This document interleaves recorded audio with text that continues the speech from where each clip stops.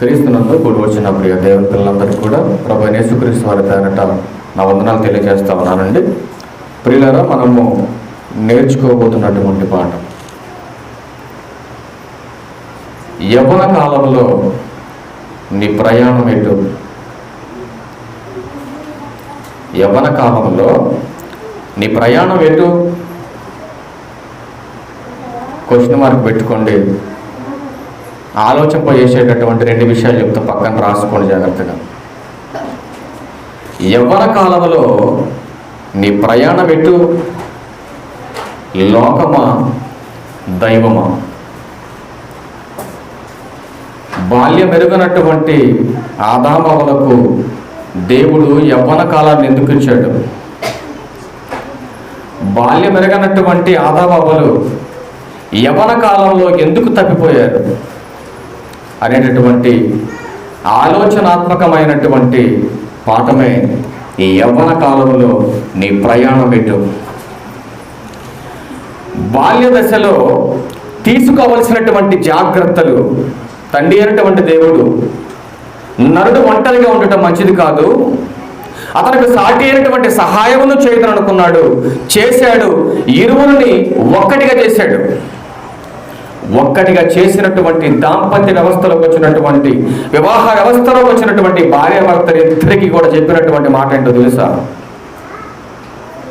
ముందు మీరు నేర్చుకోండి, ఆ తర్వాత మీకు పుట్టబోతున్నటువంటి పిల్లలకు నేర్పించండి అన్నట్టు.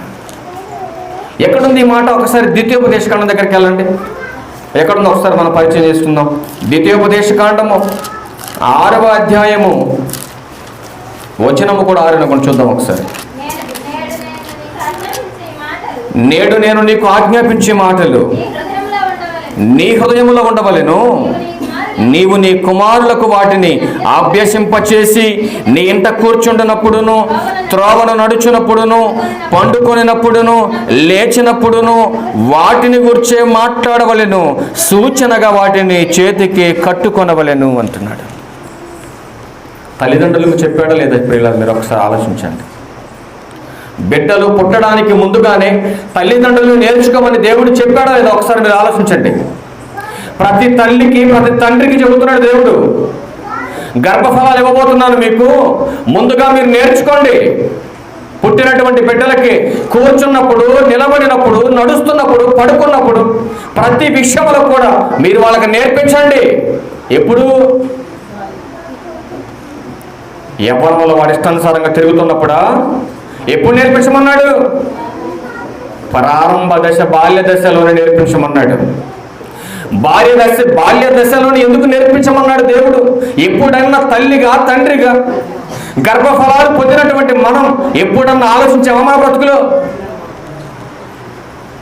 పిల్లల్ని ఇచ్చేసాడు కదా అని సంతోషపడుతున్నారు చాలా మంది. సంతానాన్ని ఇచ్చేసాడు కదా అని సంతోషపడుతున్నారు చాలా మంది. కానీ ఇస్తున్నటువంటి దేవుడు ఏమన్నాడు తెలుసా? గర్భఫలం ఎవరి బహుమానం? యెహోవా ఇచ్చి బహుమానం. ఎవరి సొత్తు అది? దేవుని సొత్తు. ఒకరోజు ఉండి వెళ్ళిపోయేటటువంటి టెంట్ సామానుడే ఏదన్నా ప్రాబ్లం వస్తే ఏం చేస్తాడంటే కుర్చీలు ఎరగొట్టేసి, టెంట్ని చెనగొట్టేసి మీ ఇష్టానుసారం చేసుకుంటూ పోతే టెంట్ సామాన్ నూకుంటాడండి. ఏం చేస్తాడు? పాడైపోయిన వస్తువుని కొనిపెట్టమంటాడు, లేకపోతే దాన్ని ఖరీదు కట్టమంటాడు. మరి దేవుడు మీకు బహుమానాలు ఇచ్చేసి, అది నా సొత్తు నాయన, నా ఇష్ట ప్రకారం మీరు పెంచమని మీకు సంతానం పిల్లలు ఇస్తుంటే, మరి మీ ఇష్టానుసారంగా వాడుకుంటున్నారు పిల్లల్ని, మీ ఇష్టానుసారంగా పాడు చేస్తున్నారు మీ చేతులతో. ఒక పనికి మాల తండ్రి చెబుతున్నాడు పొద్దున ఫోన్లో, పిల్లలు స్టెప్పులు నేర్చుకుంటారంట. స్టెప్పులు, శాశ్వతమైన స్టెప్ వేపిస్తాడు 2021 దాటక ముందే. ఇంటిల పద కూర్చొని పెట్టాలి దీపం తలకడ కింద. బైబిల్లో ఎక్కడుంది స్టెప్పులు వేయించమని? ఎక్కడుంది స్టెప్పులు వేయించమని? నువ్వు వెళుతున్న సంఘానికైనా, నేర్చుకుంటున్న క్రీస్తు బోధేనా? క్రైస్తవులుగా ఏం నేర్చుకుంటున్నారు సంఘానికి వెళ్ళి? సగం సంఘం, సగం లోకం. ఎవరు నేర్పించాడు ఈ దరిద్రం కొట్టి బోధ? ఆలోచించండి ఒకసారి. మీరు దేవునికి ఏది ఇష్టమో అది తెలుసుకోవాలి. మీరు అలా తెలుసుకుంటేనే పరలోకం వస్తుంది. మీకు నచ్చినట్టుగా మీ ఇష్టానుసారంగా చేసుకుంటూ వెళ్ళిపోతే ఇది సంఘం కాదు. లోకంలో బ్రతుకుతున్న వాళ్ళకి మీకేంటి తేడా? ఉంటే చల్లగైనా ఉండండి సంఘంలో, లేదంటే నులివెచ్చగైనా ఉండండి లోకానికి పోయి. మీ ఇష్టానుసారంగా చేసుకుంటూ పోవడానికి సంఘం ఇది క్రీస్తు ప్రేమ సామ్రాజ్యం అని చెబుతున్నాడు ఆయన. ఇందులో ప్రేమే ఉండాలి తప్ప ఇందులో స్వార్థం అనేది ఉండకూడదు. ఇక్కడ నీ ఇష్టానుసారంగా ఎవరి ఇష్టానుసారంగా వాడు చేసుకుంటూ పోవడానికి సంఘం నీ ఇల్లు కాదు, లేకపోతే నీ ఉండడం బజారు కాదు ఇది. అందుకని యవ్వన కాలంలో నీ పిల్లలు లోకం వైపు వెళ్ళకూడదు అంటే నువ్వు తీసుకోవాల్సినటువంటి జాగ్రత్త. ఒక కాలు ఎరిగిన తర్వాత అయ్యా ఏంటి పరిస్థితి మాత్రమే ఏడ్చినంత మాత్రాన్ని జాలి పడేటటువంటి వాళ్ళు నీ రక్త సంబంధంలో ఉన్నారేమో కానీ దేవుడు జాలి పడ్డ నీ మీద. ఒక దినం 23,000 మందిని చంపాడంటే దేవుడు. ఎందుకు చంపాడు? ఓటమి చంపాడా? నిష్టానుసారంగా తాగడానికి, తిరగడానికి, నాట్యాలు చేయడానికి ఆయన ఏమన్నా బజారు మనిషి అనుకున్నారు దేవుడు అంటే? అలా బజార్లు ఏమన్నా స్టేజ్లు కట్టి వాళ్ళు ఇష్టానుసారంగా చేస్తారు రాజమండ్రి వాళ్ళు.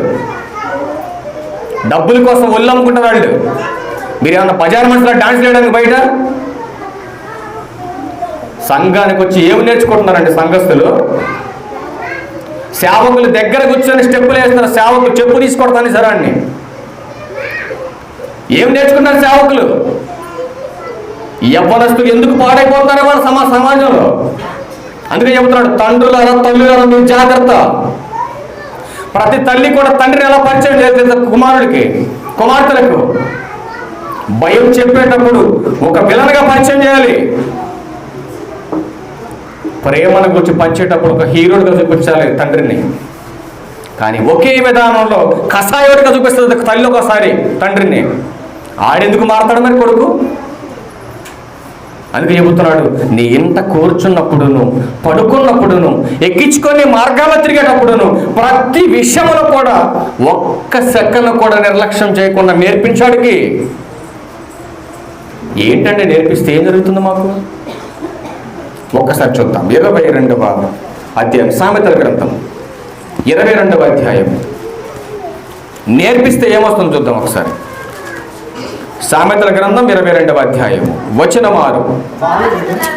బాలుడు నడవవలసిన త్రోవను వానికి నేర్పుము, వాడు పెద్దవాడైనప్పుడు దాని నుండి తొలగిపోడు. పెద్దవాడంటే ఎప్పటికి పెద్దవాడు? వృద్ధుడు, ముసలోడైనప్పటికీ కూడా నువ్వు నేర్పించవలసింది బాల్యం నుంచి నేర్పిస్తూ వాడిని పెంచితే వాడు పెద్దవాడైనప్పటికీ కూడా ఆ మార్గము తప్పిపోడు అన్నట్టు. ఏ మార్గం నేర్పించాలి? ఎఫెసీయులకు రాసిన పత్రిక 6వ అధ్యాయం 4వ మాట. ఏ మార్గం నేర్పించాలి నువ్వు? తండ్రులారా మీ పిల్లలకు కోపము రేపక అన్నాడు. తండ్రులారా మీ పిల్లలకు కోపం రేపక, ప్రభు యొక్క శిక్షలోను బోధలోను వారిని పెంచుడి అని మాట్లాడుతున్నాడు. నీ పిల్లల్ని ఏ బోధలో పెంచాలి? ఏ మార్గంలో పెంచాలి? నువ్వు ప్రభు యొక్క శిక్షలో, ప్రభు యొక్క మార్గంలో పెంచితే వాడు పెద్దవాడై వృద్ధుడైనప్పటికీ కూడా ఏమంటే బాల్యంలో నేర్పినటువంటి విద్య, మహోన్నతుని విద్య యవ్వనములో తప్పిపోడు, వృద్ధుడై మరణించేంత వరకు కూడా తప్పిపోవడని దేవుడు నేర్పిస్తే ఈ రోజున మా అబ్బాయి నన్ను చూడట్లేదండి, చెప్పు తీసి కొట్టాలి నిన్ను, అసలు నన్ను పట్టించుకోవట్లేదండి. తప్పెవడది? నీ కొడుకుది కాదు, నీ తప్పు. బైబిల్ చెబుతుంది అదే మాట. నీ పిల్లలు నీ మాట వినట్లేదంటే కారణం ఎవరు? గ్రంథంలో మరొక మాట చూపిస్తున్నాడు చూడండి. సామెతల గ్రంథం 13వ అధ్యాయం 20వ మాట చూడండి. ఏ సహవాసంలో వెళ్తున్నాడు నీ కొడుకు, ఏం చేస్తున్నాడు నీ కూతురు, ఆలోచించవలసినటువంటి జ్ఞానం నీకు లేదా? నీ పిల్లలు ఏం చేస్తున్నారో, వాళ్ళ ప్రవర్తన ఎలా ఉందో, వాళ్ళ బిహేవియర్ ఎలా ఉందో నీకు అర్థం కావట్లేదా? అందుకని ఏ సహవాసం చేస్తున్నాడు నీ కొడుకు? జ్ఞానుల సహవాసము చేయువాడు జ్ఞానము గలవాడగును, మూర్ఖుల సహవాసము చేయువాడు చెడిపోవును అని మాట్లాడుతున్నాడు. ఏ సహవాసం అనేది? జ్ఞానుల సహవాసమా, మూర్ఖుల సహవాసమా? పెద్దోళ్ళు అప్పుడప్పుడు మాట్లాడతారు, 6 నెలలు వాడితో తిరిగితే ఏమవుతాడంట, వాడు వీడన్నవ్వాలి, వీడు వాడన్నా అవ్వాలి. ఖచ్చితంగా అవుతారా అవరా? అవుతారా అవరా? ఒక త్రాగుబోతే అమ్మట ఒక మంచోడు తిరుగుతున్నాడు అనుకోండి, తాగుబోతే అవుతాడు అవడ. ఒకటి త్రాగుబోతే అన్నవ్వాలి, లేదంటే వీడిలాగా మంచోడు అన్నవాడు అవ్వాలి ఖచ్చితంగా.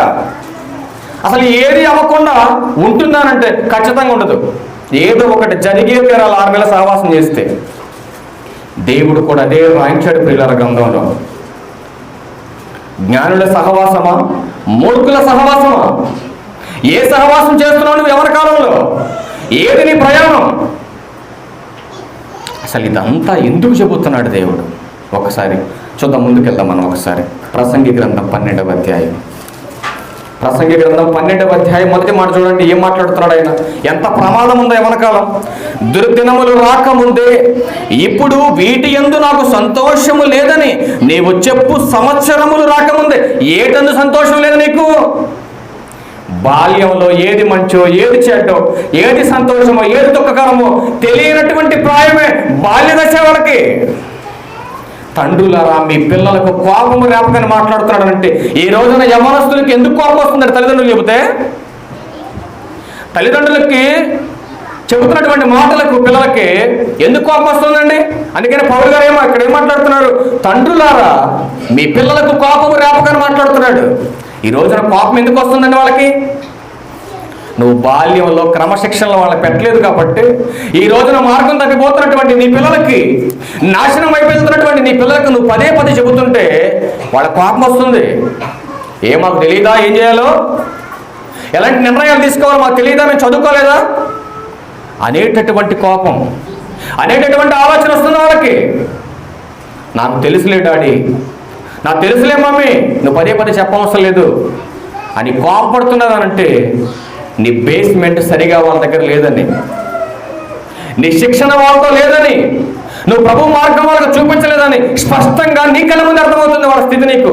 అందుకనే సూర్య చంద్ర నక్షత్రములకు చీకటి కమ్మకం ఉంది, వాన వేసిన తర్వాత మేఘములు మరలా రాకముందే నీ బాల్య దినములయందే అన్నాడు. ఏ దినములయందు? యవ్వన కాలం అందు కాదు ఇది. నీ బాల్య దినములయందే నీ సృష్టికర్తను స్మరణకు తెచ్చుకో. నీ సృష్టికర్త, మీ నాన్న సృష్టికర్త, మీ అమ్మకు సృష్టికర్త, నీకు కూడా సృష్టికర్తే. నీ సృష్టికర్త స్మరణ ఎప్పుడు జరగాలో తెలుసా? బాల్య దినములయందే జరగాలి సృష్టికర్త స్మరణ. అలాగా జరగకపోతే ఆయన ప్రమాదం ఉందని గ్రంథం స్పష్టంగా తెలియజేస్తా ఉంది మనకి. అందుకని జ్ఞానుల సహవాసంలో ఉన్నావా, మూర్ఖుల సహవాసంలో ఉన్నావా, ఏ సహవాసంలో ఉన్నా యవనస్తుడుగా నువ్వు. ఇంకా మనం ముందుకెళ్ళి చూడగలిగితే ప్రియులారా, అద్భుతమైన మాటలు ఉన్నాయి. సామెతల గ్రంథం 1వ అధ్యాయం 4వ మాట.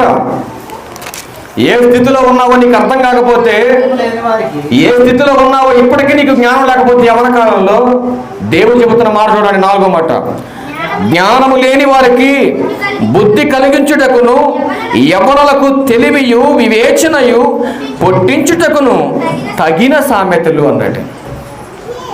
నాయన, నీకు ఇప్పటికీ కూడా ఏ సహవాసంలో ఉన్నావో, ఎటువైపు వెళ్తుందో నీ ప్రయాణం నీకు అర్థం కాకపోతే ఒకసారి దేవుని దగ్గరకు వస్తే నీకు జ్ఞానాన్ని కలిగిస్తుంది, నీకు బుద్ధిని కలిగిస్తుంది వాక్యం. నీ ప్రవర్తనను దిద్దుకునేటటువంటి వాక్యం, నిన్ను సరిచేసేటటువంటి వాక్యం. ఇదే అధ్యాయంలో 10వ మాట కూడా చూడండి. నా కుమారుడా, పాపులు నిన్ను ప్రేరేపింపగా ఒప్పుకొనకుము. యవన కాలంలో ఎంతో మంది పనికి మాలిన స్నేహితులు ఉంటారు, పనికి మాలినటువంటి స్నేహితులు ఉంటారు. యవన కాలంలోనే, బాల్యంలో కూడా ఉంటారు. అది అవసరం మనకి. యవన కాలం గురించి మాట్లాడుతున్నాం కాబట్టి యవనస్తుల గురించి మాట్లాడతాం మనం. యవన కాలంలో పాపులు నిన్ను ప్రేరేపించగా వాళ్ళతో ఏకీభవించమని చెప్పాడా? ఏం ప్రాబ్లం లేదు లేకరా, ఒక్క సిగరెట్గా తాగు అంటారు. ఏం ప్రాబ్లం లేదు లేరా, కొంచెమేగా కైని వేసుకో అంటాడు. ఏ ప్రాబ్లం ఉందరా, ఒక్క 90గా వేసుకో తాగు. ఏ ప్రాబ్లం ఉందరా, ఇక్కడ వరకే కదా ఇల్లంతా రా అంటాడు. ఏం చెప్పాడు దేవుడు?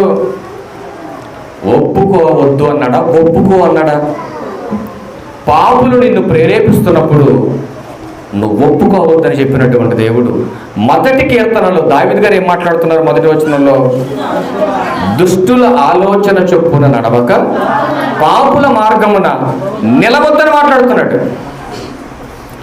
వినొద్దు కాదు, నిలవద్దు. నువ్వు నిలబడితే వింటావు ఖచ్చితంగా. కాబట్టి నువ్వు వినొద్దు, నిలబడద్దు. అసలు అపహాసకులు కూర్చున్న చోట అసలే కూర్చోవద్దని మాట్లాడుతున్నాడు ఆయన. అపహాసకులు కూర్చుండే చోట అసలు కూర్చోవద్దు. నీకు పని ఏంటి అక్కడ? నీకేంటి పని అసలు ఎవరి కాలంలో? ఈ రోజున ఒక మాట అడుగుతా మిమ్మల్ని, ఒకవేళ మీకు అలవాటు ఉండి మమ్మల్ని పరలోకం తీసుకెళ్తుంది అనుకుంటే చూడండి, నేను కాదంటాను, నేనేమన్నా మధ్యలో.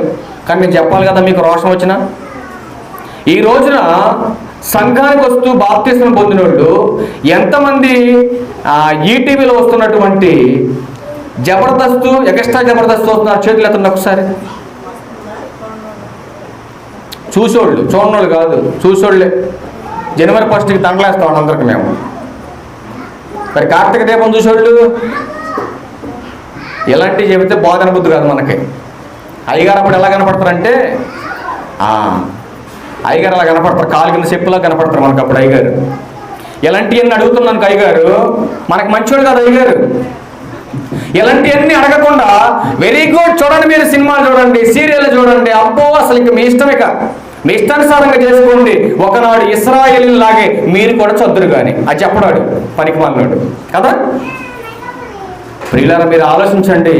దుష్ట సాంగత్యము మంచి నడవడిని మీకున్నటువంటి ఆసక్తిని పాడు చేసేటటువంటిది ఏదైనప్పటికీ కూడా నీ పతనాన్ని తీసుకొచ్చి పెడుతుంది ఒక రోజున. సమయమును వృధా చేసుకొని దేవునికి ఇవ్వవలసినటువంటి సమయాన్ని దుర్వినియోగపరుచుకొని ఆ దయ్యపు ఆలోచనలతో ఉన్నటువంటి ఆ విధానమైనటువంటి కల్పిత గాథల్లోనికి మీరు వెళ్ళిపోయి వాటి కోసమే సమయం కేటాయించుకొని మళ్ళా సమయం సరైనది కాదండి అని చెబుతున్నామంటే నీకు బుద్ధి ఉందా లేకపోతే లేదంటారు? ఒకసారి ఆలోచించండి. అందుకని మీకు బుద్ధి కలుగుటకే ఇవి రాయబడిన గ్రంథాలు రాయబడింది. ఆలోచించండి, ఏది మనకు మేలైంది ఎంచుకోమన్నాడు ఆయన. ఈ భూమి మీద బ్రతుకుతున్నటువంటి క్షణికమైన ఈ 70-80 సంవత్సరాల జీవితంలో నీ బ్రతుకుని కాపాడేటువంటిది ఏంటి? నీ ప్రయాణం ఎటు? లోకం కోసమా, దేవుని కోసమా? దేనికోసం ప్రయాసపడుతున్నాం మనం? అందరికి ఇదే భయంకరమైన జబ్బు పట్టుకుందండి అయ్యగారులందరికీ. ఈ వ్యాధిని బాగొట్టాడు మాకు కనపట్టలేదు అనుకుంటారు చాలా మంది. ఏమండి, అపహాసకులు కూర్చుండ చోట కూర్చోవద్దన్నారు కదా.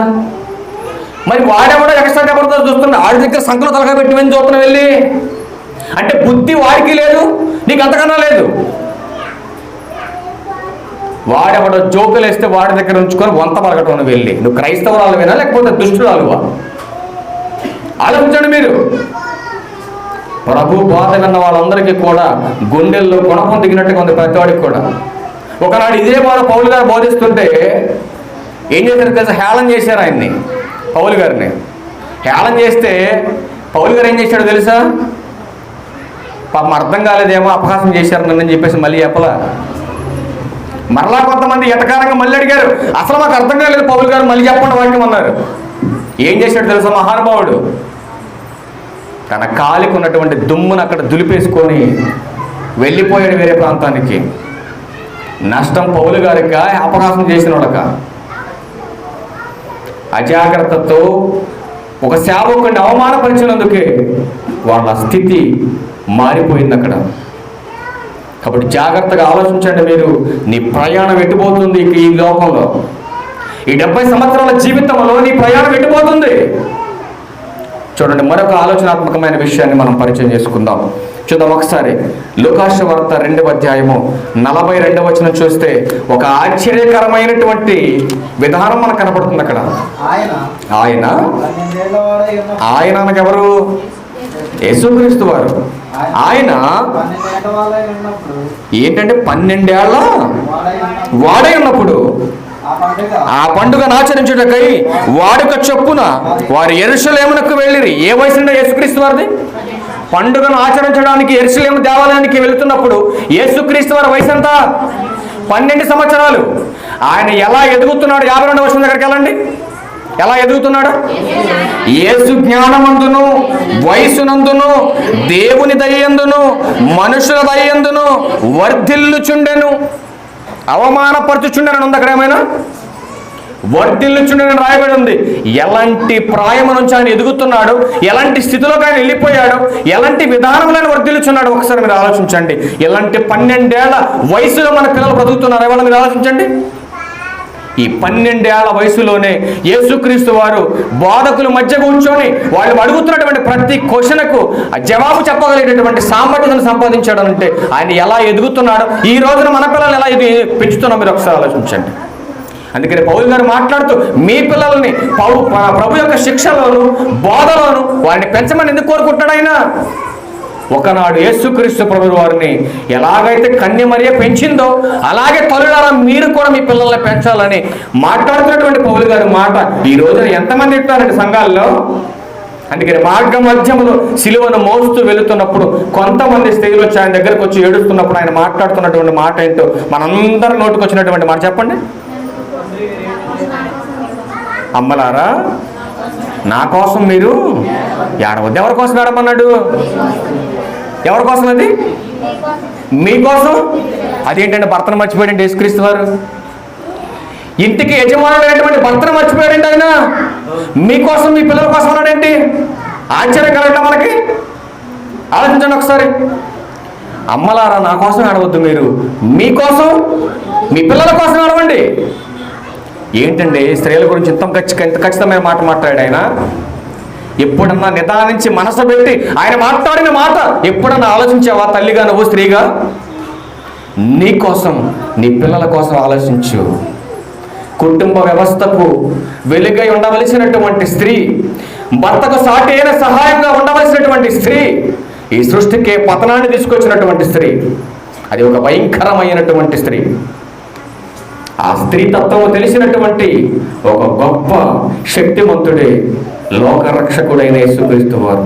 ఈ కుటుంబానికి వెలుగు నువ్వే, ఈ కుటుంబానికి కొరువు కూడా నువ్వే. కాబట్టి ఈ కుటుంబాన్ని వెలిగించాలన్నా నువ్వే వెలిగించాలి, ఈ కుటుంబాన్ని నాశనం చేయాలన్నా నువ్వే నాశనం చేయగలవు అని మాట్లాడుతున్నాడు ఆయన. నీ పిల్లలు చెడిపోవడానికి కారణం ఎవరో తెలుసా?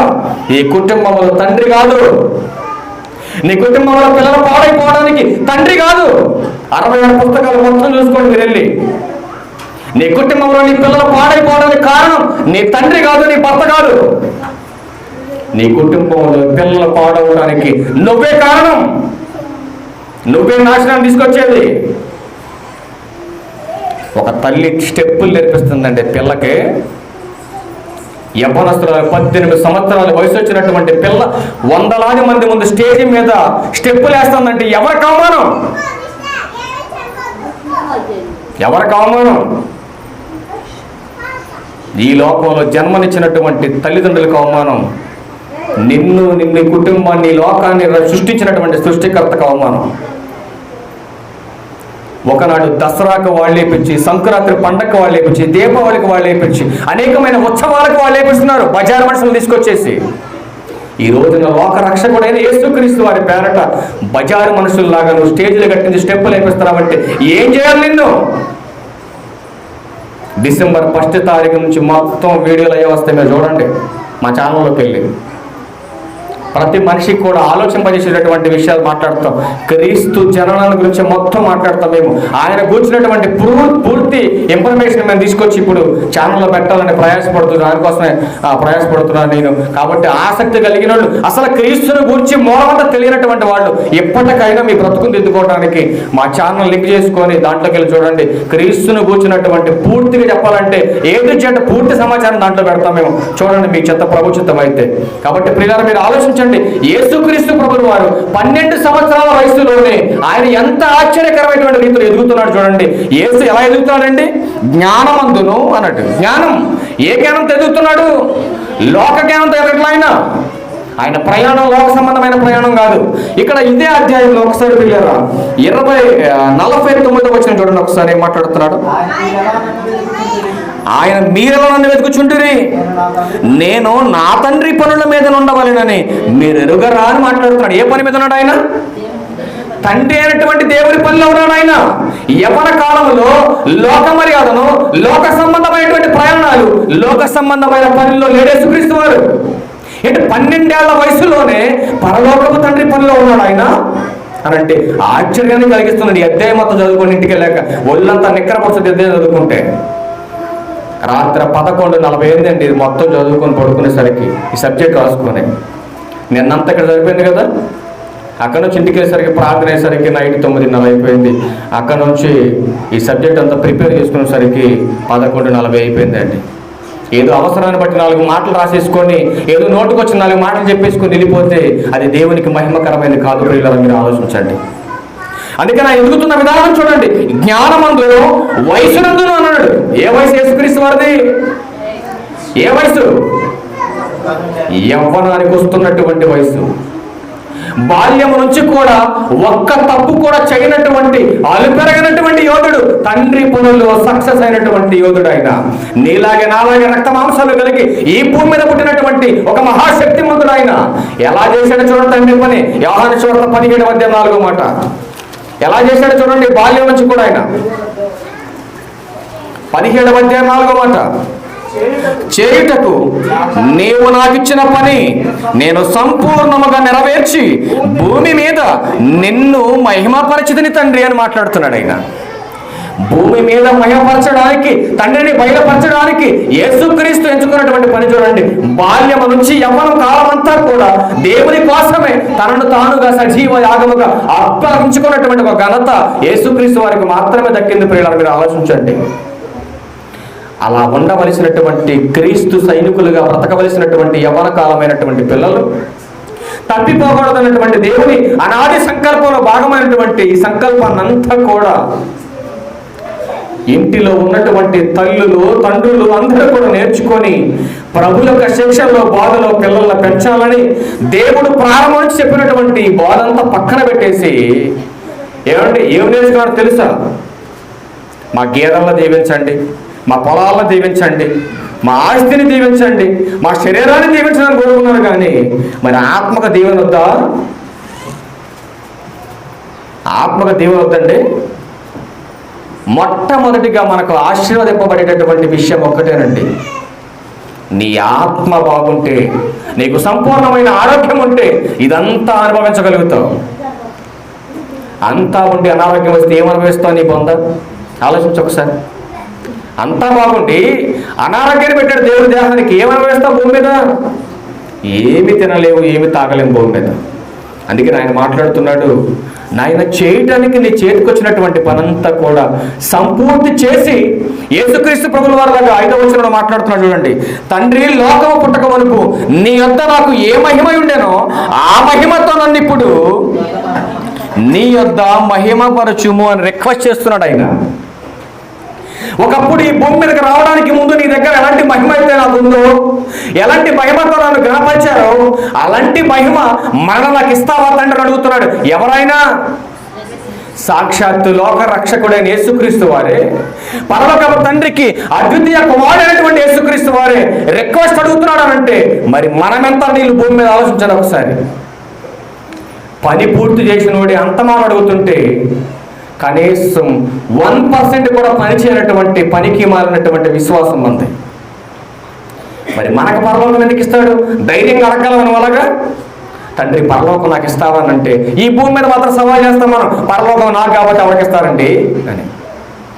ఒక్కసారి ఈ దేహం నుంచి ఆత్మ బయటికి వెళ్ళిపోతే అప్పుడు అర్థమవుతుంది నీకు, అయ్యో నేను నాకు కాదు పరలోకం, ఎవరైతే రక్షణ పొందుతారో వాళ్ళకే పరలోకం అప్పుడు అనిపిస్తుంది నీకు. కాబట్టి కిందకి వెళ్ళి చూడగలిగితే పిల్లలు ఇంకొక వచనం చూద్దాం మనము. యెషయా గ్రంథం 40వ అధ్యాయం 30వ వచనంలో కూడా యవనస్తులను గుర్చినటువంటి ఒక విలువైన మాటను చూద్దాం. అక్కడ యెషయా గ్రంథం 40వ అధ్యాయం 30వ మాట. బాలురు సమ్మసిల్లుదురు, అలయుదురు, యవనస్తులు తప్పక తొట్టిల్లుదురు అంటున్నాడు. యవనస్తులు ఏం చేస్తారంట? తప్పక తొట్టిల్లుతారు. మిస్టర్ పర్ఫెక్ట్ ఉన్నారు భూమి మీద యవనస్తులు. అస్సలు మేము తప్పిపోమండి, తొట్టెళ్ళమండి, బైబిల్లో తప్పు రాశారు, ఇప్పటి వరకు నేను ఏ పాపం తెలియనటువంటి యేసుక్రీస్తు లాంటి నీతిమంతుడు నేను చెప్పే కెపాసిటీ ఎవరికి ఉందో భూమి మీద? యవనస్తులకు లేదు. ఏం మాట్లాడుతున్నాడు యెషయా గారు అంటే, యవ్వనస్తులు తప్పక తొట్టిల్లుదురు అన్నాడు. ఇలా తొట్టిల్లినటువంటి యవనస్తులందరూ కూడా తన ప్రవర్తనను సరిదిద్దుకునేటటువంటి ఒక అవకాశాన్ని దేవుడు గ్రంథంలో కల్పించాడు. ప్రతి మనిషి ఏదో ఒక విషయంలో తప్పిపోతాడు. అలా తప్పిపోతున్నటువంటి ప్రతి మనిషిని కూడా సరిచేసినటువంటి విలువైనటువంటి అవకాశాన్ని కలిగించాడు. ఒక్కసారి 119వ కీర్తనలోకి వెళ్దాం మనం. 119వ కీర్తన 9వ వచనం నుంచి, యవనస్తులు దేని చేత తమ నడతను శుద్ధిపరచుకుందరు? క్వశ్చన్ మార్గం చూడండి. తొట్టిల్లినటువంటి ప్రతివాడు కూడా, తప్పిపోయిన ప్రతివాడు కూడా, లోక మర్యాదలకు వెళ్ళిపోయిన ప్రతివాడు కూడా దేని చేత తన ప్రవర్తనను సరిదిద్దుకుంటాడు? కట్టేసి కొడితే మారతాడా? జైల్లో పెడితే మారతాడా? ఏం చేస్తే మారతాడు వాడు? వాక్యం దగ్గరికి వెళ్తారంటే నేను క్వశ్చన్ మిమ్మల్ని అడిగితే, క్వశ్చన్ మిమ్మల్ని అడిగాను నేను. యవనస్తులు ఖచ్చితంగా తొట్టిల్తారని దేవుడు చెప్పాడు గ్రంథంలో. ఇలా తొట్టిల్లిన వాళ్ళందరినీ కూడా ఎలా సరిచేయగలం మనం భూమి మీద? కొట్టి సరిచేయగలమా? తిట్టి సరిచేయగలం మనం? మరి దేంతో సరిచేయగలం మనం? చెప్పాలి. తల్లులారా, మీ గురించి చెప్పాడు యేసుక్రీస్తు వారు, మీరు చెప్పాలా? మీ పిల్లలు ఖచ్చితంగా యవ్వన కాలంలో తొట్టెళ్తారు, ఖచ్చితంగా దుష్టునికి చోటిస్తారు, దుష్టునిలోకి వెళ్ళిపోతారు, వీళ్ళందరూ కూడా పడిపోతారు. ఇక్కడ పడిపోతే సరిదిద్దుకోవడానికి, నిన్ను నన్ను రక్షించడానికి వచ్చిన యేసుక్రీస్తు వారు ఉన్నారు. కానీ పడిపోకూడనటువంటి స్థలం ఒకటి ఉంది, అక్కడ పడిపోతే యేసుక్రీస్తు వారు కూడా ఏం చేయలేడు. ఇక అలా పడిపోకుండా ఉండాలంటే ఎక్కడ పడిపోయిన వారందరినీ కూడా సరిచేయడానికి మీ దగ్గర ఎలాంటి ఆయుధం ఉంది? ఎలాంటి సమాధానం ఉంది మీ దగ్గర? ఆలోచించండి ఒకసారి. మీ దగ్గర ఎలాంటి సమాధానం లేదని నాకు అర్థమైంది. కిందకి వెళ్దాం మనం. నీ వాక్యమును బట్టి దానిని జాగ్రత్తగా చూచుకున్న చేతనే కదా అన్నట్టు.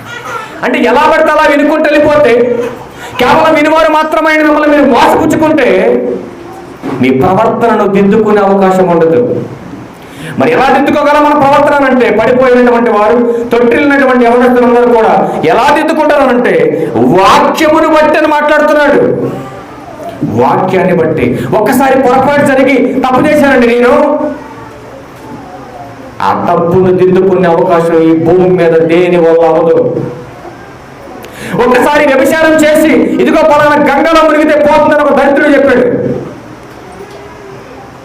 పోతా? పోదు. కానీ వాక్యాన్ని బట్టి దేవుడు చెబుతున్నాడు. వాక్యాన్ని బట్టి దానిని జాగ్రత్తగా చూసుకున్న చేతనే కదా అని మాట్లాడుతూ 10వ వచనం అంటున్నాడు, నా పూర్ణ హృదయముతో నిన్ను వెతికి ఉన్నాను, నన్ను నీ ఆజ్ఞలను విడిచి తిరగనీయకము. అబ్బా, ఎంత బాగుందండి మాట.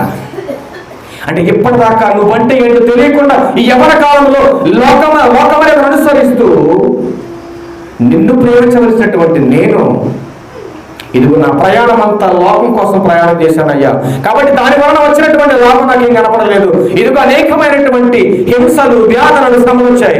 కాబట్టి ఇప్పుడు నీ ఆజ్ఞలను విడిచి తిరగనియొద్దు నన్ను, కాబట్టి నీ వాక్కులను కట్టిపడే ఇక తిరగకుండా అని మాట్లాడుతూ కిందకు వస్తే కట్టాడు, నీ ఎదుట నేను పాపము చేయకుండానట్లు నా హృదయంలో నీ వాక్యం ఉంచుకొని ఉన్నాను. తొట్టిల్లినటువంటి ప్రతి వాడు కూడా చేయవలసినటువంటి ప్రాముఖ్యమైనటువంటి పని ఏంటో తెలుసా? ఆయన వాక్యమును తన హృదయములో ఉంచుకోవాలని మాట్లాడుతున్నాడు. వాక్యము లేని ప్రతి యవనస్తులు కూడా ఖచ్చితంగా తొట్టిల్లుతుంది. అలా తొట్టిల్లిన ప్రతి వాడు కూడా యుగయుగాలు ఘాతకరమైనటువంటి ఆరణ్యంలోకి వెళ్ళిపోతారు. అలా వాక్యాన్ని సరి అయినటువంటి రీతిలో జాగ్రత్తగా నేర్చుకోకుండా, హృదయంలో వాక్యాన్ని ఉంచుకోకుండా బ్రతుకుతున్నటువంటి యవనస్తులందరూ కూడా వాళ్ళ స్థితి ఎలా ఉండబోతుందో ఒకసారి మనం చూడగలిగితే ప్రియులారా, చూద్దాం ఒకసారి. ప్రసంగి గ్రంథం 7వ అధ్యాయం 17వ వచనం. తొట్టిల్లినటువంటి ప్రతి వాడు కూడా తన ప్రవర్తనను దిద్దుకోకపోతే ఏం జరుగుతుందో చెబుతున్నాడు దేవుడు. చదువునానా? అధికముగా దుర్మార్గ పనులు చేయకము, బుద్ధిహీనముగా తిరగవద్దు, నీ కాలమునకు ముందు నువ్వేలా చనిపోదువు. దేవుడేమో 70-80 సంవత్సరాల కాలం బ్రతికి నువ్వు చావాలని దేవుడు కోరుకుంటుంటే నువ్వేంటయ్యా 20-30 సంవత్సరాలు చచ్చిపోతున్నావు భూమి మీద? ఎందుకు వస్తుంది మరణం ప్రతి వాడికి? ప్రతి యవనస్తుడు కూడా చనిపోతున్నాడు ఈ భూమి మీద అనంటే తమ కాలానికి ముందు మీరు ఎలా చనిపోదురు? చూడండి ఎంత ప్రేమగా మాట్లాడుతున్నాడు ఆయన. అధికముగా దుర్మార్గం పనులు చేయొద్దు, బుద్ధిహీనముగా తిరగొద్దు ఈ భూమి మీద. ఒక్క పెద్ద ఆయన వయసు అయిపోయి చనిపోతే ఎంత బాధపడ్డామంటే ప్రియులారా, మీరు ఆలోచించండి. చాలా బాధేసింది. ఊరందరికీ పెద్దలు అనుకున్నాను కానీ ఇంకా పెద్దలు కాదంటే ఆయన వాళ్ళ అన్నయ్య ఉన్నాడు. ఇంకా నేను వచ్చిన దాకా నాకు అర్థం కాదు, ఆయనే పెద్దలు అనుకున్నాను నేను. కానీ పిల్లరా, అంత పెద్ద వ్యక్తి, వృద్ధాప్యంలో ఉన్న వ్యక్తి చనిపోతేనే ఇంటిల్లపాది సంఘం మొత్తం, చుట్టూ ఉన్నటువంటి బంధువులు, ఊరు మొత్తం కూడా ఎంత బాధపడ్డారు పిల్లలు మీరు ఆలోచించండి. కానీ ఒక్క యవ్వనస్తుడు తన కాలానికి ముందుగా చనిపోతే తట్టుకోగలరా తల్లులారా? మీరు ఆలోచించండి ఒకసారి. అన్నీ అయిపోయినటువంటి పెద్ద చనిపోతేనే ఎంతో బాధపడ్డాం అందరం కలిసి. కానీ ఏమీ కానటువంటి, ఏమీ అనుభవించలేనటువంటి ఆ స్థితిలో నీ కళ్ళ ముందు నీ కొడుకు చనిపోతే, అది కూడా ఎలా అన్నాడు, ఎలా చనిపోతారని చెప్పాడు దేవుడు. దుర్మార్గం పనులు చేస్తే దుర్మార్గంగా చచ్చిపోతారు. అలా చనిపోతే నువ్వు ఓర్చుకోగలవా తల్లిగా? అందుకే చెప్పాడు యేసుక్రీస్తు వారు, నా కోసం ఎందుకమ్మా ఏడుస్తున్నారు మీరు? 3వ దినమున సజీవుడిగా లేవనెత్తబడతాను నేను నా తండ్రి చేత. కానీ ఒక్కసారి పడిపోతే నీ పిల్లల్ని ఎప్పటికీ లేవనెత్తలేరు మీరు. అందుకని మీరు ఇంటికి వెళ్ళి మీకోసం ఏడవండి. అయ్యో నా కొడుకుని ఎందుకు ఇలా పెంచాను నేను, అయ్యో నా కూతురు ఎందుకు ఇలా పెంచాను నేను. నీకోసం నువ్వు వేడు ముందు, ఆ తర్వాత నీ బిడ్డల కోసం ఆయన దగ్గరికి వెళ్ళి, తండ్రి ఎందుకు నాయన ఇంత అజాగ్రత్తగా నేను పెంచాను నా పిల్లల్ని, అయ్యో నా బిడ్డలు ఎందుకు ఇంత దుర్మార్గులు బ్రతుకుతున్నారు ఈ భూమి మీద, అయ్యో నా కుమార్తెలు ఎందుకు దుర్మార్గులు బ్రతుకుతున్నారు. ఒకనాడు దీనా ఏం చేసింది?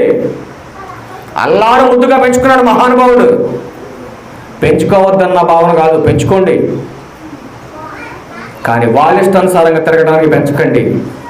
ఒక రోజున నీకే అది ముప్పు. ఒక మహానుభావుడు యుద్ధానికి వెళ్ళొస్తుంటే యుద్ధంలో జయించి వచ్చేటప్పుడు మాట్లాడుకున్న మాట ఏంటో తెలుసా? దేవుడితో ఒక ఒడంబడిక చేసుకున్నాడు ఆయన. ఏమని ఒడంబడిక చేసుకున్నాడంటే, నేను యుద్ధాన్ని జయించి ఇంటికి వెళ్తున్నటువంటి ఆ తరుణంలో నా ఇంటి నుంచి ఎవరైతే ముందుగా ఎదుర్కోవడానికి వస్తారో దానిని నీకు దహన బలిగా ఇచ్చేస్తానని వాగ్దానం చేసినటువంటి ఒక గొప్ప తండ్రి.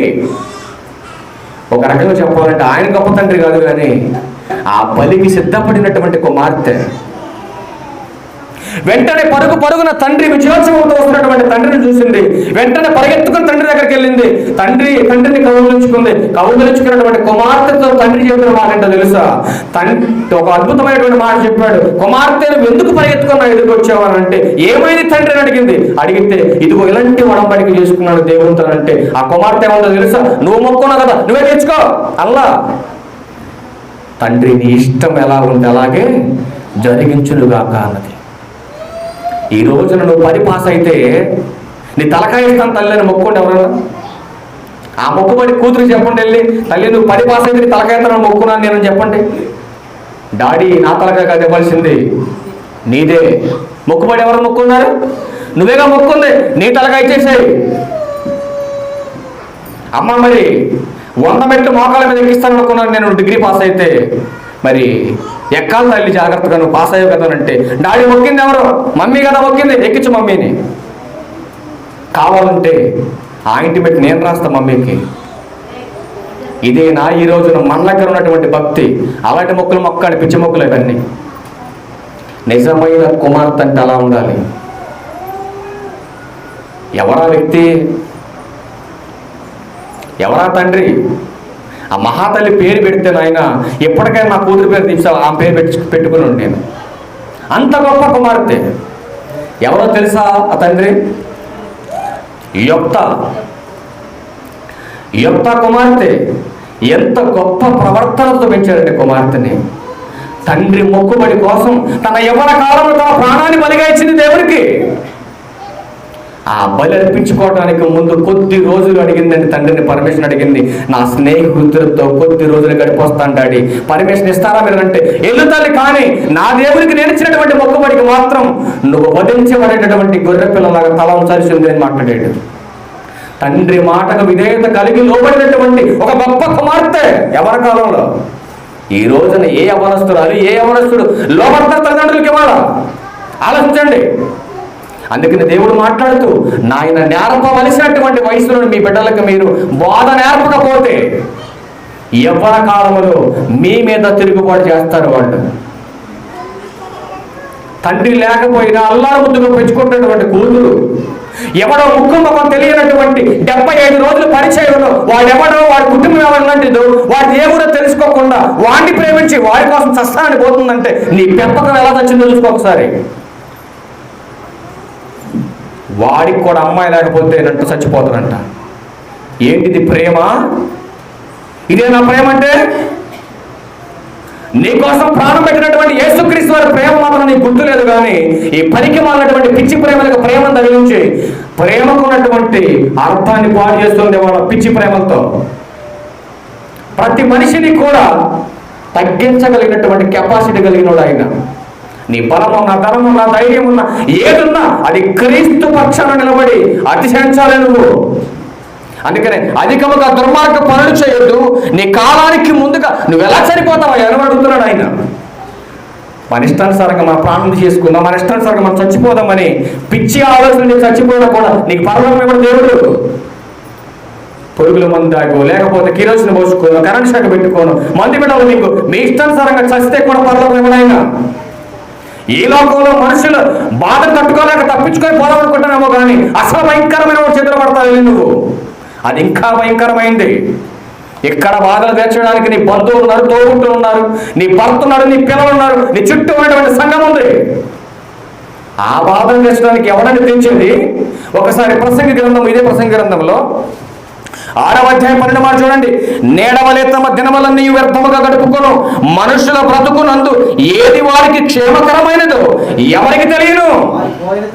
వారు పోయిన తర్వాత అంటే చనిపోయిన తర్వాత ఏమి సంభవించునో వారితో ఎవరు చెప్పగలరు? నువ్వు చెప్పగలవా? వెళ్ళి ఇప్పుడు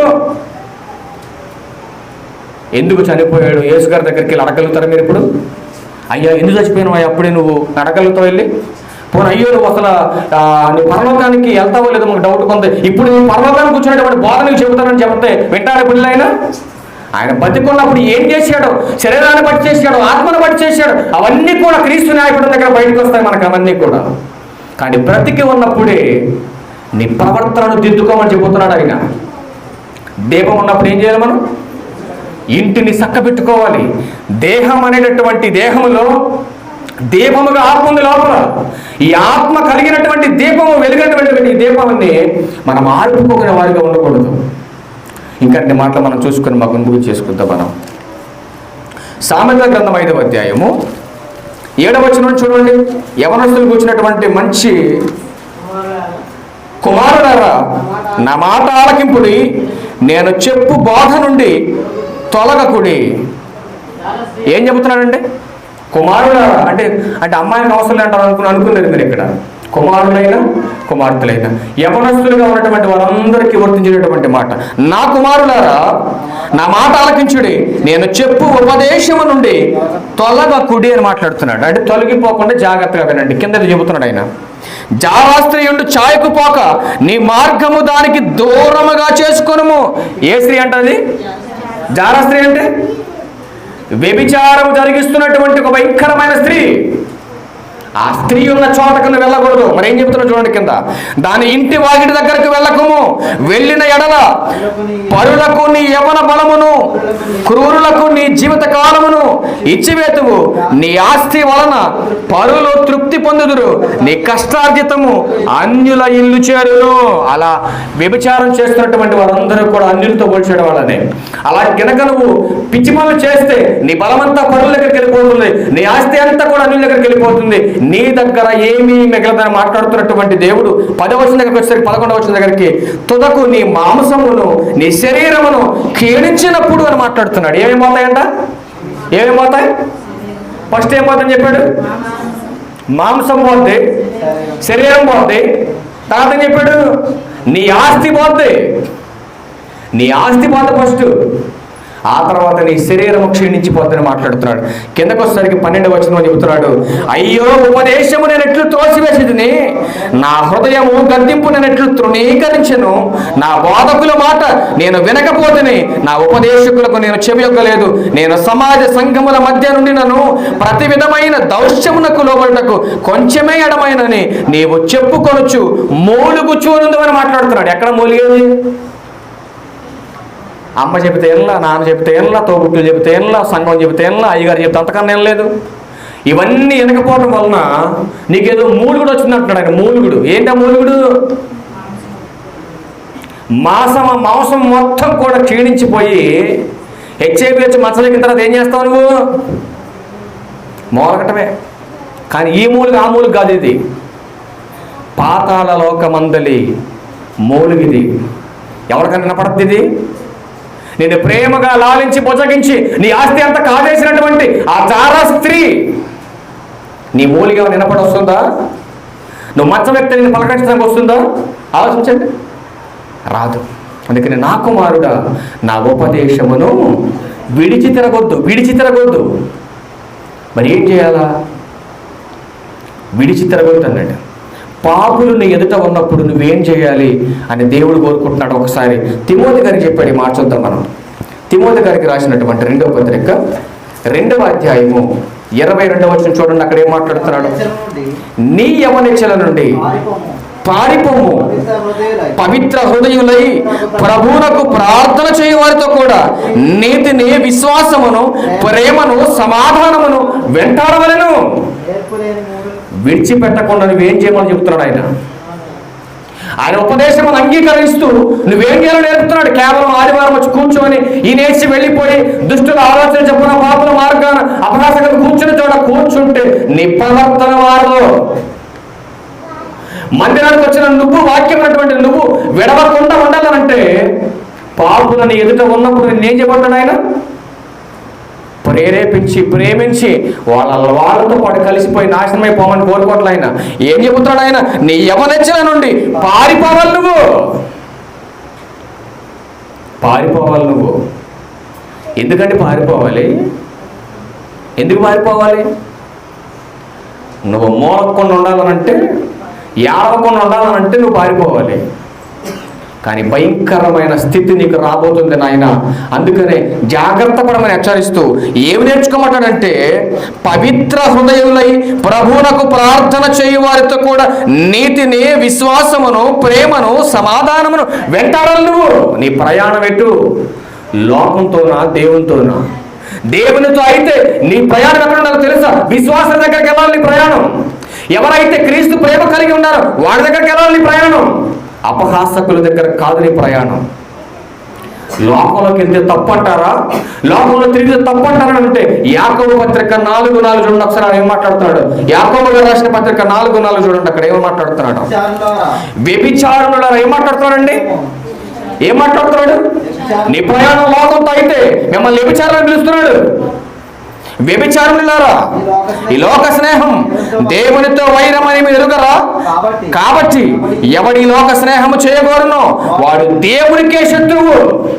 ఒకనాడు అపవాది శత్రువు, ఈ రోజున వాడి పనులు చేస్తున్నటువంటి నువ్వు కూడా దేవునికి శత్రువు అని మాట్లాడుతున్నాడు ఆయన. ఈ యవ్వన కాలంలో ఎటుడి ప్రయాణం? లోకమా దేవుడా? లోకమైతే వ్యభిచారం అంటున్నాడు, శత్రువు అని మాట్లాడుతున్నాడు ఆయన. మరి ఏం చేయాలి? ఎలా ఎన్నుకోవాలంటే రోమీయులకు రాసిన పత్రిక 12:2 మాట చెబుతున్నాడు. మీరు ఈ లోక మర్యాదను అనుసరింపక ఉత్తమమును, అనుకూలమును, సంపూర్ణమునయున్న దేవుని చిత్తమేదో తెలుసుకున్నట్లు మీ మనస్సు మారి నూతన మగుట వలన రూపాంతరము పొందుడి అని మాట్లాడారు. రూపాంతరము పొందుడి. ఏం మారాలి? మార్పు మనిషిగా, మనసుగా. మనసు మారాలి. మనసు మారితే టోటల్గా అవయవ నిర్మాణంలో ప్రతి ఒక్క స్థితి మారుతుంది మనిషికి. అందుకని ఏది ఉత్తమమైనది యవ్వన కాలంలో నేర్చుకోవాలి. ఇప్పుడు ఏది ఉత్తమమైనది? లోకమా దేవుడా? లోకమైతే నిన్ను నాశనం చేస్తుంది, దేవుడైతే నిన్ను బ్రతికించి పరలోకానికి తీసుకెళ్తాడు. నీకు ఒక పని ఉందని చెబుతున్నాడు ఆయన. నీకు ఒక పని ఉంది. యవ్వన కాలమే దేవుని కాడిమోయం కాలం. దేవుని కాడిమోయవలసినటువంటి నువ్వు లోకభారంతో నలిగిపోతూ ఉంటే, పాపభారాన్ని మోస్తూ ఉంటే, ఒకనాడు యేసుక్రీస్తు వారు వచ్చి అలాంటి వాళ్ళందరినీ పిలిచాడు కదా, ప్రయాసపడి భారం మోస్తున్న వారు రండి నా దగ్గరికి, నా కాడి చాలా సులువైందని మాట్లాడుతున్నాడు ఆయన. కానీ ప్రతిరోజు ప్రార్థనలు అంటారా? ప్రతిరోజు ప్రార్థనేనా? మా చాలా వస్తుందండి అనేవాళ్ళు లేరా? ఆయన ఏమంటాడు? నా కాడి చాలా సులువైనది అన్నాడు. ఎందుకు సులువైంది? దేనికి కాడానంటే నువ్వు నేర్చుకొని బ్రతికి బాగుండాలని ఆయన కోరుకుంటుంది. అందుకని యవ్వనస్తుల కోసం మరొక మాట చూపిస్తాను. చెప్పలేక ప్రసంగి గ్రంథము 11వ అధ్యాయం. ఎన్ని చెబుతున్నప్పటికీ కూడా మా ప్రవర్తన ఇలాగే ఉంటుందండి, మేము మారమండి, మేము ఇలాగే చేసుకుంటూ పోతామండి, మమ్మల్ని ఎవరండి మమ్మల్ని ఎదిరించేది, మమ్మల్ని ఢీకొట్టేది ఎవరని మీరు అనుకుంటే దేవుడు ఒక మాట తెలియజేస్తామని యవనస్తుల కోసం చూద్దాం. చివరిగా ప్రసంగి గ్రంథం 11వ అధ్యాయం 9వ వచనం నుంచి, యవ్వనుడా నీ యవ్వనమందు సంతోషపడుము. ఏం చెప్పాడండి? ఏం చెప్పాడు? యవనస్తుడా నీ యవన కాలం అంతా నువ్వేం చెప్పన్నాడు? సంతోషపడు. ఇంతవరకు చదువుకుంటే ఎంతవరకు బాగుందా? మనకి బాగుందా? కిందకి వెళ్ళకుండా ఈ మొక్క వరకు చదువుకుంటే మనకి బాగుందా లేదా? యవనస్తుడా నీ యవన కాలం అందు సంతోషపడు. ఇది వాగ్దానం వచ్చింది అనుకోండి. ఇప్పుడు సపోజ్ అనుకుందాం మనం, ఇది వాగ్దానం రాపించాను నేను, కింద మిగతా మ్యాటర్ రాపించాల. ఇది వాగ్దానం రాపించేసి కేవలం యవనస్తుల కోసమే ఈ వాగ్దానం, ఈ ప్రతి సంవత్సరం 100 రూపాయలు తీసుకుంటాం, కానీ ఈ సంవత్సరం 500 వాగ్దానం అన్నాం అనుకోండి. అయినప్పటికీ నీకు కూడా కళ్ళు మూసుకొని దియంగా అదే వస్తుంది. రాగానే యవనస్తుడు, ఒక మంచి యవనస్తుడికి వచ్చింది అనుకోండి, ఇది యవనస్తుడు అని యవన ముందు సంతోషపడని వచ్చింది అనుకోండి, అసలు ఆయన ఆపగలం మనం? చెప్పండి, ఆపలేం. నాలాంటి వాడు అయితే ఇంటికి వెళ్ళంగానే ఈ మొక్క ఎక్కడ ఉందని చూసుకుంటాడు కదా, రెఫరెన్స్ ఉంటుంది కింద. ఇంకా కింద ఏముందో మనం చూసుకుంటారు, కిందకు పోతే కింద రాసి ఉంటుంది. అప్పుడు ఇక్కడ నుంచి పరిగెత్తుకొని పోయాడుగా సంతోషంగా, అబ్బో అసలుకి 2021 మామూలు లేదు, సంతోషపడమన్నాడు దేవుడు, ఆయన ఇచ్చాడు వాగ్దానం నాకు అన్నాడు కదా అని చెప్పేసి పరిగెత్తుకొని ఇంటికి వెళ్ళి కొంచెం ఆలోచన కలిగినోడు అయితే, అసలు ఇంకా రెఫరెన్స్ పూర్తిగా రాశాడా కొద్దిగా రాశాడా అని ఆలోచన అయితే కింద చదువుకుంటాడు. ఇప్పుడు చదువుకుందాం ఒకసారి. నీ యవ్వన కాలం అందు నీ హృదయము సంతుష్టిగా ఉండనేమో. అబ్బో ఇది కూడా బాగానే ఉంది, ఇది కూడా వాగ్దానమే. నీ యవ్వన కాలం నీ హృదయం ఎలా ఉండాలి? సంతోషంగా ఉండాలి. ఇది కూడా బాగానే ఉంది, ఇది కూడా వాగ్దానమే. నెక్స్ట్ మాట, నీ కోరిక చెప్పునను నీ దృష్టి యొక్క ఇష్టము చెప్పునను ప్రవర్తింపు. అబ్బో ఇది ఇంకా బాగుంది. అసలు అద్దు అనుకున్న యవనస్తులు కానీ, ఆ ముసలిళ్ళకి కానీ, పిల్లలకు కానీ సెల్ ఫోన్లు. అబ్బో ఎంత ఇంట్రెస్ట్ చూస్తున్నారు సెల్ ఫోన్లు. ఏమండి, సెల్ ఫోన్లు చూడటం తప్పని నేను చెప్పట్లేదు, కానీ వాళ్ళు చూస్తున్నటువంటి వారందరూ కూడా మంచి చూస్తున్నారా చెడు చూస్తున్నారు? నా కళ్ళు ఏం చూస్తున్నాయో, నా కళ్ళు చూస్తున్నటువంటి చిత్రాలన్నీ కూడా అవి దేవునికి ఇష్టమైనవో కాదు. ఒక్కసారి నీ దృష్టిని జాగ్రత్తగా కనిపెట్టుకుని ఉండాలి నువ్వు. ఒక్కసారి 2 కళ్ళు చూస్తుండగా పేరిపోతే ఎవడిస్తాడు నీ కళ్ళు? మీ అమ్మని ఒకటి మీ నాన్న ఒకటి అమ్మని ఇస్తారేమో. గుడ్డోడుగా నేను చైర్లో పెట్టిన మూల పడేస్తారు తప్ప నీ కళ్ళు ఎవరు? మీ అమ్మ మీ నాన్న కూడా. ఆలోచించి ఒకసారి. ఒక 100 గ్రాములు బ్లడ్ ఇచ్చేస్తారు ఈజీగా, మళ్ళీ ఏదో ఒకటి తింటే వస్తుందని. ఒక కొడుకు కిడ్నీ పోతే తల్లిదండ్రులు ముందుకు రావాలా కిడ్నీ ఇవ్వడానికి? తల్లిదండ్రులు ముందుకు రావాలా? ఎందుకు రావడాలంటే మేము చెప్పిన మాట వీడు వెళ్ళలేదండి, వాడి కర్మ ఇంకంతే పోనే పండుతున్నారండి. కాబట్టి పిల్లలు మీరు ఆలోచించండి, యవనస్తుల కోసం ఎందుకు ఇలా మాట్లాడుతున్నాడు ఆయన? నీ కోరిక చెప్పున్నాను, నీ దృష్టి యొక్క ఇష్టము చెప్పున్నాను, ప్రవర్తింపుము. అయితే వీటన్నిటిని బట్టి దేవుడు నిన్ను తీర్పులోనికి తెచ్చునని జ్ఞాపకం ఉంచుకొనుము. ఇది రాయాలి వాగ్దానం. నిజమైన అయితే నిజంగా వాగ్దానాలు రాస్తే ఇది వాగ్దానం, అది కాదు వాగ్దానం పైన రాసింది. అవి డబ్బులు అమ్ముకున్నాయి పైన రాసినవి, కింద రాసింది మాత్రం ఫ్రీగా ఇచ్చేది. ఫ్రీగా ఇచ్చే వాగ్దానాలు మన వాళ్ళకి కూడా అక్కడక్కడ ఉంటుంది. కొంతమందికి వాగ్దానాలు మన అయ్యగారు ఏంటి ఇవ్వట్లేదు. నేను రాస్తే ద్వితీయోపదేశ కాండం 28వ అధ్యాయం 15వ వచనం నుంచి మొత్తం రాస్తాను నేనైతే. ఒక్కలా తీసుకుంటారా మీరు? తీసుకుంటారా? ఒక్కళ్ళు కూడా తీసుకోరు, ఊకిత్తనాలు తీసుకోరు. ఎందుకని? ఎందుకు తీసుకోరు అవన్నీ? వాగ్దానాలు అంటే పరలోకం నుంచి పాటేసినాయి కదా అవన్నీ. సొమ్ము కోసం ఏదో 4 ముక్కలు తీసి అమ్ముకోవడానికి. ఆలోచించండి జాగ్రత్తగా. ఏం చెప్తున్నాడు ఆయన? నాయన నీ కోరిక చెప్పునా, నీ ఇష్టం చెప్పునా, నువ్వేం చూడాలనుకుంటున్నావో, ఏం వినాలనుకుంటున్నావో, ఏం ఆలోచించాలనుకుంటున్నావో నీ ఇష్టం వచ్చినట్టుగా చేసుకో, కానీ ఒక్కటి మాత్రం గుర్తుపెట్టుకుంటాడు ఆయన. నీ కళ్ళతో ఏం చూస్తున్నావు, నీ చెవులతో ఏమింటున్నావు, నువ్వు నీ హృదయంలో ఏం ఆలోచన చేసుకుంటున్నావు? కానీ బుద్ధిమంతులాగా చక్కగా బండ మీద కూర్చుంటాడు అక్కడ. మనకు అనిపిస్తుంది అబ్బా పిల్లోడు భలే కూర్చొని ఏంటంటారా అనుకుంటాం మనం. ఏమింటాడో పైకినేమో నడిపించిన అనామా పెడతారు బయటికి.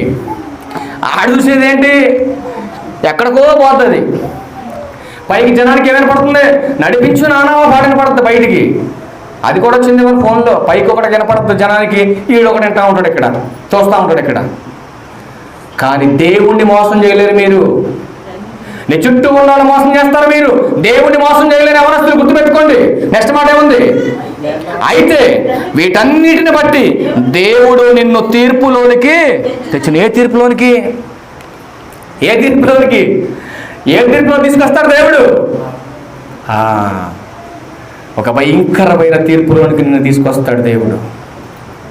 ఆ తీర్పులోకి వచ్చినప్పుడు నీ మీద అన్యాయస్తుడుగా తీర్పు నీ మీద పడితే యుగ యుగాలు వేతనకరమైన ఆరనగ్నిలోకి వెళ్ళిపోవలసిందే.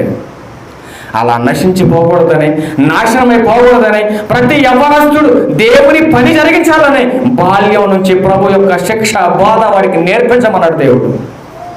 అందుకని 10వ వచనంలో మాట్లాడుతూ, లేత వయసును నడిప్రాయమును గతించిపోవునవి కనుక నీ హృదయములో నుండి వ్యాకులమును తొలగించుకొనుము, నీ దేహమును చెరుపు దానిని తొలగించుకొనుము. నీ కళ్ళు నిన్ను మోసం చేస్తున్నాయేమో జాగ్రత్త. నీ హృదయం నిన్ను మోసం చేస్తున్నాయేమో జాగ్రత్త. 2 కళ్ళు కలిగి ఎక్కడ పోవడం ఇష్టమన్నాడు దేవుడు? నరకానికి పోవడం కంటే 1 కన్ను కలిగి పరలోకం వెళ్ళటమే శ్రేష్టము అన్నాడు ఆయన. అలా అని చెప్పి చాకు పెట్టి ఒక కన్ను తీసుకోమని కదా అర్థం కాదు. నీకున్నటువంటి ఆ దరిద్రపు కొన్ని లక్షణం ఏదైతే ఉందో దాన్ని చంపుకోమన్నాడు ఆయన. అది చంపుకోవాలి. ఈ రోజున ఎక్కువగా క్రైస్తవులకి, ఎక్కువగా యవనస్తులకి వచ్చినటువంటి భయంకరమైనటువంటి విపత్తి ఏంటంటే వాడుతున్నటువంటి మొబైల్ వల్లే ఇవాళ విచ్చలవిడిగా జరుగుతున్నటువంటి పాపం. ఈ రోజున ప్రతి మనిషి కూడా పతనమైపోవడానికి ప్రాముఖ్యమైనటువంటి ఒక ఆయుధమే అపవాది గారికి. ఇదిగో ఈ మొబైల్ అనే ఆయుధం. ఆ మొబైల్లో బైబిల్ ఉంది, ఆ మొబైల్లో సినిమా ఉంది, ఆ బైబిల్లో అన్నీ ఉన్నాయి దాంట్లో. దీంట్లోనే మొబైల్లో బైబిల్ అనే మాట వచ్చింది. కాబట్టి జాగ్రత్తగా వాడుకోండి. మీ పిల్లలకి ఫోన్లు ఎందుకు ఇస్తున్నారండి మీరు? మీ పిల్లలకి ఫోన్లు ఎందుకు ఇస్తున్నారు? మీ అవసరాలు తీర్చుకోవడానికి పిల్లల చేతిలో ఫోన్లు పెడుతున్నారు మీరు. మీ అవసరాలు తీర్చుకోవడానికి పిల్లలకి ఇస్తున్నారు ఫోన్లు మీరు. ఒక్కసారి నిదానించి కనుగొనండి మీరు వాళ్ళు ఎంత భయంకరమైన ప్రమాదం ఉందో. పిల్లల బ్రెయిన్ పాడైపోతుంది, వాళ్ళ ఆలోచన మారిపోతుంది, వాళ్ళ చూపు పోతుంది, వాళ్ళ వినికిడి పోతుంది. టోటల్గా వాడి నాశనం అయిపోతున్నాడు.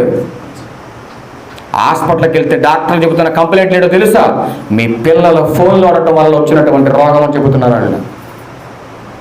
ఈ కరోనా అయిపోయిన కాడ నుంచి ప్రారంభం చేసేటటువంటి వ్యాధులన్నీ కూడా సెల్ ఫోన్ వల్ల వస్తున్నటువంటి వ్యాధులు. అది వింటారా మీరు? త్వరలో ఆల్రెడీ జరుగుతుంది బయట. మనకు అర్థం కావట్లా.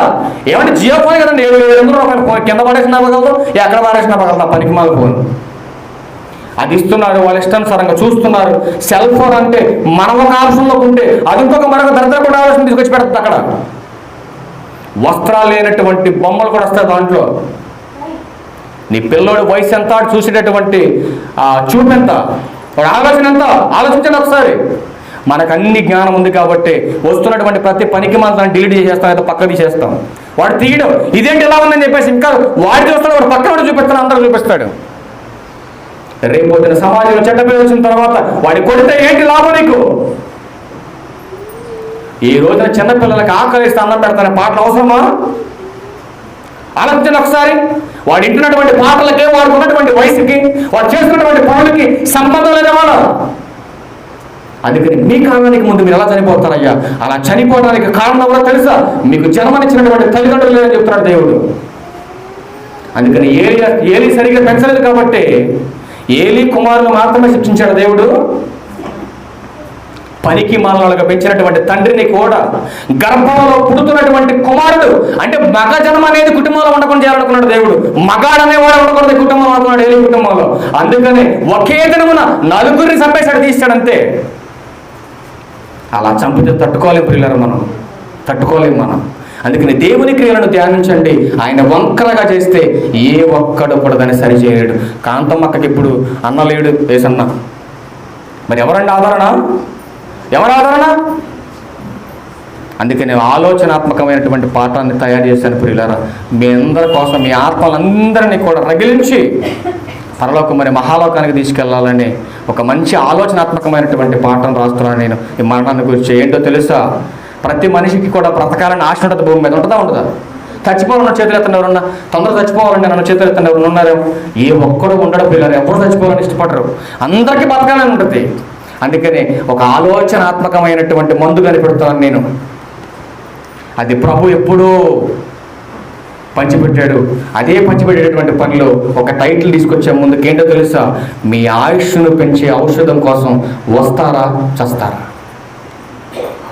పలానా ఆయన టాబ్లెట్ ఇస్తే 10 సంవత్సరాలు బతుకుతాడండి, పలానా ఆయన మందు ఇస్తే సంపూర్ణమైన ఆరోగ్యం వస్తుందండి, పలానా ఆయన మందు ఇస్తే ఇదిగో మంచి బలం వస్తుందండి, ఇదిగో పలానా ఆయన మందు ఇస్తే ఇదిగో సంపూర్ణమైన ఆరోగ్యం వస్తుందని చెప్పగానే మనం పరిగెత్తుకొని వెళ్ళి రిజర్వేషన్ చేయించుకొని క్యూలో నుంచోని ఎవరి గంటల తరబడి ఉండి ₹1000 వాళ్ళకి ఇచ్చి అన్ని విషయాల్లో బేదలాడే మనిషి వైద్య రంగంలో జరుగుతున్నటువంటి వైద్యానికి ఆడతారా?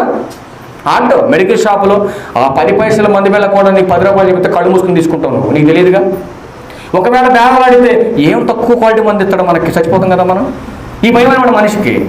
ఇంజక్షన్ చేసేటప్పుడు కూడా ₹2500 మా ఇంజక్షన్ ఇది చేస్తేనే బతుకుదని చెప్పాను అనుకోండి, ఊరికో చిన్న ఇంత మందికి ఇస్తారు 2500 ఏంటి ₹100 ఇస్తే చెయ్యి అని అంటావా?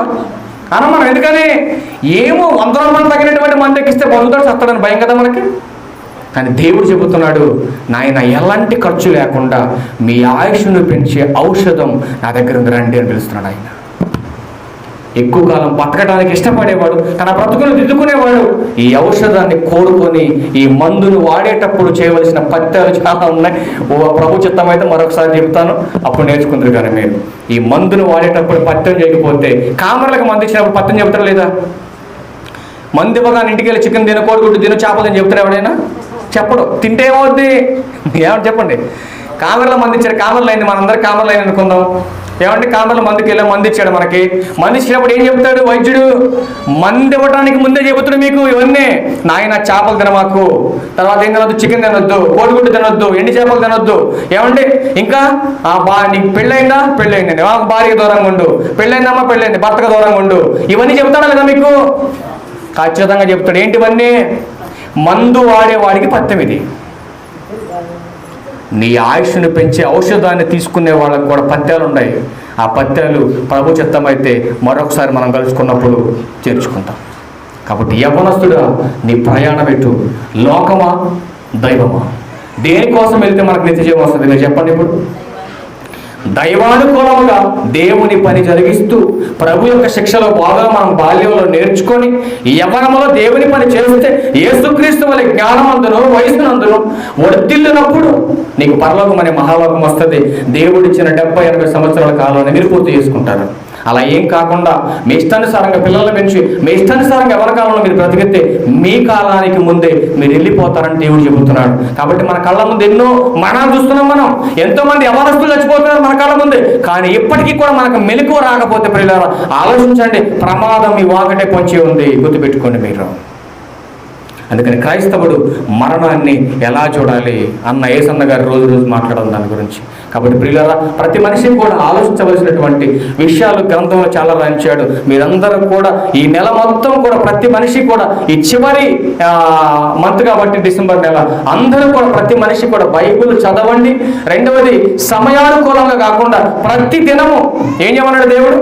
ప్రార్థన చేయాలి. ప్రార్థన ఆసక్తి విషయంలో బాధ్యత లేకుండా ప్రతి సమయంలో కూడా మీరు ప్రార్థన చేయడానికి ప్రయత్నం నేర్చుకోండి. మీ అందరూ స్త్రీలందరూ కూడా ముఖ్యంగా మీకు హెచ్చరించేది కూడా ప్రభు హెచ్చరించాడు. స్త్రీల గురించి నేను కూడా మీకే హెచ్చరిస్తా ఉన్నా. స్త్రీ ప్రవర్తన బాగుండి స్త్రీ ప్రార్థనా పరురాలైతే తన కుటుంబాన్ని కట్టుకునేటటువంటి గుణవతి అయినటువంటి భార్యగా ఉంటుంది. తన కుటుంబాన్ని కట్టుకోలేనటువంటి ఎవరామె? కట్టుకోకుండా పడగొట్టుకునే ఆమె మూర్ఖురాలు, మూఢురాలు. అలా ఉండకూడదు మనం. కాబట్టి మంచిగా దేవుని పని చేస్తూ ముందుకెళ్ళాలని ప్రభు పేరట మీ అందరికీ కూడా హెచ్చరిస్తూ ఈయన మాట గురించి అందరికీ వందనాలండి. Thank you.